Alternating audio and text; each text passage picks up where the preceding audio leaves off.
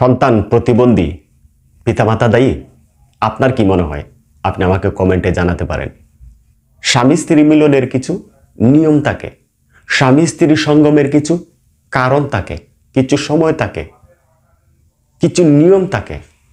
নিয়ম এবং সময় বা কারণ যদি আপনি যথাযথভাবে ফাইন্ড আউট না করতে পারেন, না বুঝতে পারেন, তাহলে আপনার সন্তানের বিভিন্ন অঙ্গ প্রত্যঙ্গ বিকল হইতেই পারে। আপনার স্ত্রী 3 মাস 4 মাস বা 5 মাস বা 6 মাসের গর্ভাবস্থায় আছেন, আপনার মনে হচ্ছে যে আপনি আপনার স্ত্রীর সাথে কোনো একটা টাইমে মিলিত হবেন। কিছু সময় আছে যেই সময়টা অবশ্যই আপনাকে মেনে চলতে হবে।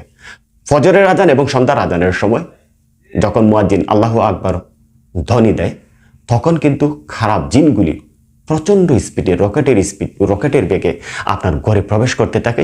যদি দরজা জানালা খোলা থাকে, ওই সময় বাতাস কিংবা তার শরীরের সরাসরি ধাক্কাও আপনি খেতে পারেন।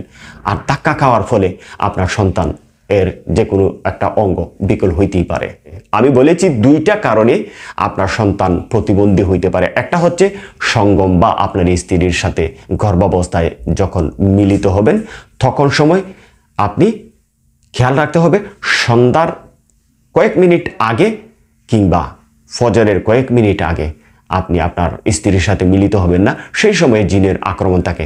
2 নম্বর কারণ হচ্ছে আপনি কোনো অবস্থায় যদি 5 মাস বা 6 মাস বা তার বেশি গর্ভাবস্থায় থাকে আপনার স্ত্রী আর আপনি মিলিত হন, সেই সময় আপনি তার শরীরের বিভিন্ন অঙ্গ প্রত্যঙ্গ, এদিক ওদিক, এই পিঠ সেই পিঠ, সামনে পিছনে, পা উপরের দিকে, এরকমভাবে আপনি কখনো তার সাথে মিলিত হবেন না। এতে করে আপনার সন্তানের বিভিন্ন অঙ্গ বিকল হইতেই পারে।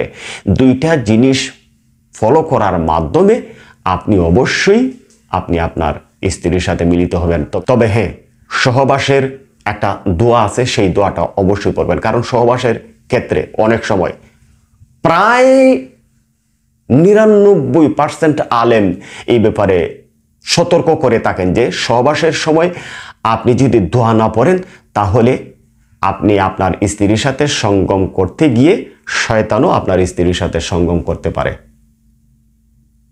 আপনার স্ত্রীর সাথে আপনি মিলিত হচ্ছেন, ঠিক ওই সময় যদি শয়তানও আপনার স্ত্রীর সাথে মিলিত হয়, আপনার স্ত্রীর সাথে সঙ্গম করে, তাহলে আপনার সন্তানের উপরে জন্ম থেকেই বিভিন্ন প্রভাব পড়তেই পারে। বিকলাঙ্গ হইতে পারে, মেধা নষ্ট হইতে পারে, স্মৃতিশক্তি দৃষ্টিশক্তি নষ্ট হইতে পারে, শরীরে বিভিন্ন অঙ্গ প্রত্যঙ্গ নষ্ট হইতে পারে। স্ত্রীর সাথে সহবাসে যখন আপনি লিপ্ত হবেন, লিপ্ত হওয়ার সময় অবশ্যই শয়তান যেন আপনার হয়ে আপনার স্ত্রীর সাথে সহবাসে লিপ্ত না হতে পারে, সেই জন্য অবশ্যই দোয়া পড়বেন। আল্লাহুম্মা জান্নিবা শায়তান ওয়া জান্নিবা শায়তানা মা রাযাকতানা। এই কথাটা বললে আপনার সন্তানের উপর আল্লাহ তাআলার সহায়তা অব্যাহত থাকবে, শয়তান দূরে থাকবে।